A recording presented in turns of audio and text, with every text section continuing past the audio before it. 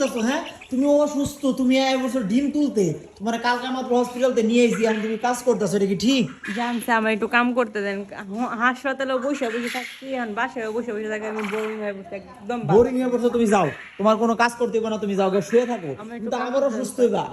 ওই লইছি, আমার হ্যাঁ, আর বয়ে থাকতে ভালো লাগে না। বয়ে থাকতে ভাল লাগে না, তোমারে কইছি যে ডিম তুলো, এই ডিম আমি তুলা দিব, তুমি খাও, এই যে ডিম আমি তুলা দিব, ডিম তোমার তুলো লাগবে না, এই ডিম আমি তোমার তুলাইতাছি। তুমি যদি আমার অসুস্থ হও, তোমার আবার হসপিটালে ভর্তি করতে হবে, তখন আমি কি করুম কও? জানো তুমি তো একা হসপিটাল থাকো না, হসপিটাল তো পুরো ফ্যামিলি ধরে থাকতে হয়। আচ্ছা রাইখা দেন, হয়ে পড়ছে ডিম তোলা। হয়ে পড়ছে, তুমি তুমি নিচে যাও, এগুলো খাও, এগুলো আমি করুম, যাও নিচে হয়ে যাও। তো পড়ছে হয়ে পড়ছে, তুমি কার অনুমতি নিয়ে খামারে আসছো কৌদি? এই যে লেদার গ্যাস, এই লেদার গ্যাসে গন্ধে তোমার আরো বেশি সমস্যা হবো না? তোমার জ্বর নিয়ে তোমার কেউ কইছে আইতে? কেউ কইছে? যাও তুমি নিচে যাও, ধর মোবাইলটা ধরো, আমি ডিমের গুলো রাখতেছি। ইয়াল্লা, ডিমের কি কম ওজন? তুমি যেগুলো আঙ্গাইতেছো এগুলো কি কম ওজন? আচ্ছা রাখেন।